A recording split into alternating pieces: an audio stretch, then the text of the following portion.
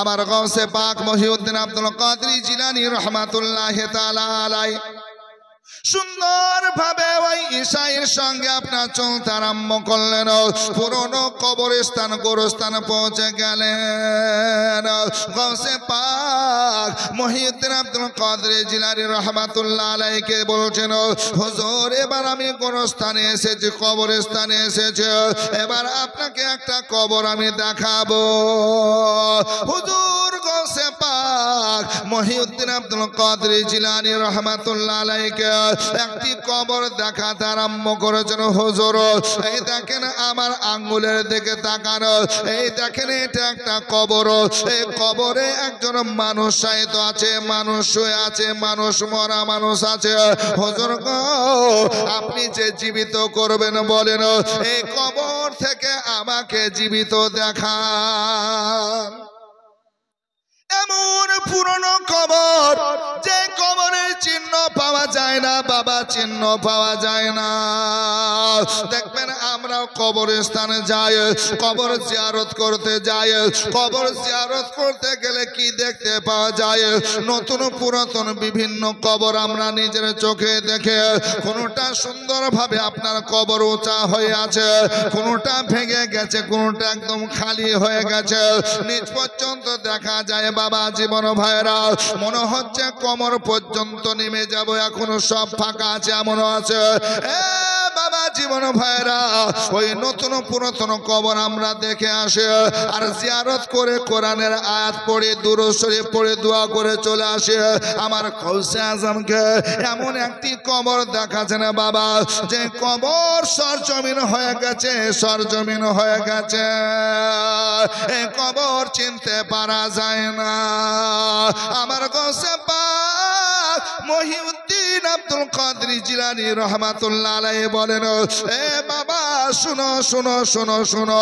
এই কবর কতদিন পুরনো তুমি কি জানো? এই লাশ কতদিন আগে দাফন হয়েছে তুমি কি জানো? আজকে সুন্দর ভাষায় আপনার ওই ঈশায়ে বলছেন, হুজুর কবে মারা গেছে জানি না, কবে কবর হয়েছে জানি না, নিজের চোখে দেখি নাই, আমরা আজকে শুনে আসছি। আমি শুনেছি বাবার মুখ থেকে, বাবা শুনেছে দাদার মুখ থেকে। হুজুর আমি দেখি না, আমার বাপ দেখে নাই, দাদার জামানায় কেউ ইন্তেকাল করেছে, মারা গেছে, ওই কবর আপনাকে দেখালাম। কিছু কবর দেখবেন আমরা মানুষ বলা বলি করি এখানে একটা কবর আছে, কিন্তু কার কবর এরকম জানা নাই, আছে না? এ ভাই এখানে কবর আছে, কেউ কবর বলে কেমন করে দেখলে বলে আব্বার মুখে শুনেছি। তোমার আব্বা দেখেছে? বলে না, আব্বা দাদার মুখ থেকে শুনেছে, পর দাদা এইভাবে বহুদিন পুরনো কবর। এই জন্য সাবধান করে দেয়, এখানে কবর, হুঁশিয়ার হও, সাবধান হও। এখানে পেশাব পায়খানা যেন না হয়, নাপাকি যেন না হয়, ছাগল গরুর যেন অত্যাচার না হয়, এরকম বলে না, বলি না? আল্লাহু আকবার। তো ওহো পুরনো কবর আমি নিজে দেখি না, আমার আব্বা দেখে নাই, দেখেছে আমার দাদা, সেই জামানার কবর। আসুন বেরাদার, আমার গৌসে পাক মহিউদ্দিন আব্দুল কাদের জিলানী রাহমাতুল্লাহি তাআলা আলাইহি সুন্দরভাবে বলছেন, ঈশায়ে আজকে তুমি কবরে এত পুরনো দেখালে, আমি জীবিত করব, জিন্দা করব, তবে বাবা একটু বলো রে, বলো বলো বলো, তোমার আজকে ঈসা পাক রুহুল্লাহ আজকে কেমন করে জিন্দা করতেন, কি বলে জিন্দা করতেন, কি বলে জীবিত করতেন, একবার শোনাও। সুন্দরভাবে ঈশায়ে বলতেছেন, হুজুর আমি ওটা আপনাকে বলবো না, ওটা আপনাকে শোনাবো না। এমন সময় গৌসে পাক মহিউদ্দিন আব্দুল কাদের জিলানী রাহমাতুল্লাহ আলাইহি বলেন, এ বাবা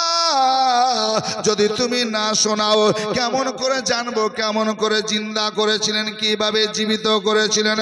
এমন সময় ওই ঈশায়ে বলছেন, হুজুর ওই দোয়া শিখালে আপনি তো শিখে যাবেন। গৌসে পাক বলছেন, বাবা বলো বলো, একবার দোয়া শিখলে তো করা যায় না, যতক্ষণ আমলিয়াত না হয়, আমল না করে, ততক্ষণ কাজ হবে না বাবা, কাজ হবে না। এইভাবে অনেকভাবে বোঝালেন। যখন গৌসে পাক পাক মহিউদ্দিন আব্দুল কাদের জিলানী রাহমাতুল্লাহি তাআলা আলাইহি তখন আজকে ঈশায় আপনারা বলতেছেন হুজুর আমার কাছে পাক মহিউদ্দিন আব্দুল কাদের জিলানী শুনতেছেন বলছেন বাবা বলো এমন সময় ঈশায় বলছেন হুজুর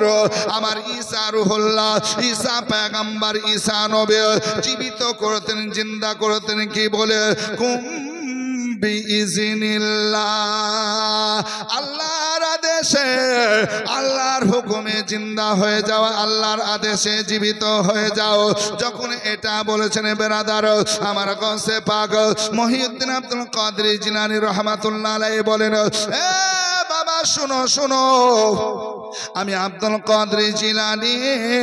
কিভাবে জীবিত করেছি জিন্দা কেমন করে করেছি তোমরা দেখো এক দুই করে অনেক মানুষ হয়ে গেছে অনেক মানুষের যখন ভিড় হয়ে গেছে আল্লাহু আকবার কবিরা এমন সময় আমার কাছে পাক ঈসাকে বলছেন এই ঈসাই শুনো শুনো শুনো ভাই শুনো আমি জীবিত করব এই মানুষটা কবরে শায়িত আছে তার পৃথিবীর কাজ কি ছিল ওই কর্ম কি ছিল আমি তোমাকে দেখাবো কি দেখাবো না বলো বলছে ঈসাই ও ভাই একটু বলো না এই যে কবর থেকে জিন্দা করে উঠাবো জীবিত তুলবো আল্লাহু আকবার এই মানুষটা পৃথিবীর জন্য কি করত কি কাজ করত সেটা আল্লাহু আকবার আমি সেটা সহ কি জীবিত করব আমার গাউসে পাক মহিউদ্দিন আব্দুল কাদের জিলানী রাহমাতুল্লাহি তাআলা আলাইহি সুবহানাল্লাহ উনি যখন এই কথা বললেন ঈশাই বলছেন হুজুর এটা তো আরো ভালো জোরে বলুন না সুবহানাল্লাহ হ্যাঁ আর একটু জোরে বলুন না ইয়া রাসূলুল্লাহ আল্লাহু আকবার কবিরা আজকে তার মনটা আরো ভালো হলো যে যদি পৃথিবীর জমিনে কি কাজ করতে ওটা সহ হয় তাহলে সব চাইতে ভালো হবে জোরে বলুন সুবহানাল্লাহ হ্যাঁ সব চাইতে ভালো হবে যেমন আপনারা শুনেছেন আল্লাহর নবী হাবিবুল্লাহ সাল্লাল্লাহু আলাইহি সাল্লামের কাছে আবু জেহেল হাতে আপনার পাথর নিয়ে কাঙ্কর নিয়ে আল্লাহর নবী হাবিবুল্লাহর কাছে আসার পর বলছেন ইয়া রাসূলুল্লাহ ইয়া হাবিবাল্লাহ আপনি যদি সত্যি নবী হন তাহলে আপনি বলেন আমার মুঠের মধ্যে কি আছে একদম কোষে মুঠ ধরে আছে আমার মুঠে কি আছে আপনাকে বলতে হবে যদি বলতে পারেন তাহলে আপনার কালেমা পড়ব মুসলমান হব আল্লাহ নবী বলছেন ও আবু জেহেল তোমার হাতে যে বস্তু আছে এটা বলে দিলে তুমি কালেমা পড়বে মুসলমান হবে বলে হ্যাঁ হব তো নবী মুচকি হেসে বলছেন আবু জেহেল আর একটু ভালো করে দি বলে কি বলে আমি না বলে তোমার হাতে যে বস্তু আছে যে জিনিসগুলো আছে সে যদি সাক্ষী দেয় তাহলে কি তুমি কালেমা পড়বে জোরে বলবে না সুবহানাল্লাহ আমি তো বলবো কিন্তু তোমার হাতের মধ্যে যে জিনিস আছে যে বস্তু আছে যে চিজ আছে সে যদি তোমার সাক্ষী দেয় সুন্দরভাবে তাহলে মানতে পারবে আবু জেহেল একটু চুপ হয়ে গেল আর চুপ হয়ে যাওয়ার পর বলছে যে আমার হাতে যে বস্তু আছে মনে মনে বলছে যে বস্তু আছে এ তো বলতে পারে না চলতে পারে না হরকত দিতে পারে না তাহলে তো বলতে পারবেই না পারবে এই যে ইট এখন আছে ইটে কথা বলতে পারে এই টিনে বলতে পারবে বলতে পারবে আমার মাথার টুপিতে কথা বলতে পারবে পারবে তো ও হাতে যে বস্তুটা নিয়ে আছে ও বলছে যে আমার হাতে যেটা আছে তো বলতেই পারে না চলতে পারে না হিলতে পারে না হ্যাঁ আল্লাহু আকবার তাহলে তো বলতে পারবে না তো বলছে হ্যাঁ ওগো মুহাম্মদ সাল্লাল্লাহু আলাইহি সাল্লাম আপনি যদি এটা করিয়ে দেন যে আমার হাতে যে বস্তু আছে যে জিনিস আছে সেই যদি বলে দেয় তাহলে আমি কালেমা পড়ব মুসলমান হব আবু জেহেল আল্লাহর নবী হাবিবুল্লাহ সাল্লাল্লাহু আলাইহি সাল্লাম যেমন ইশারা করেছেন আবু জেহেলের হাতের দিকে আবু জেহেলের হাতে কি ছিল বেরাদার ছোট্ট ছোট্ট কাঙ্কর ছিল পাথর ছিল এই কাঙ্কর পাথর আপনার পড়ছে আশহাদু আল্লাহ ইলাহা ইল্লাল্লাহু ওয়া আশহাদু আন্না মুহাম্মাদান আবদুহু ওয়া রাসূলুহু পাথরে কাঙ্করে আপনার কি করলো কালেমা পড়তে আরম্ভ করলো নবীর সাক্ষী দিয়ে দিল গাওয়াহি দিয়ে দিল যেমন সাক্ষী দিল গাওয়াহি দিল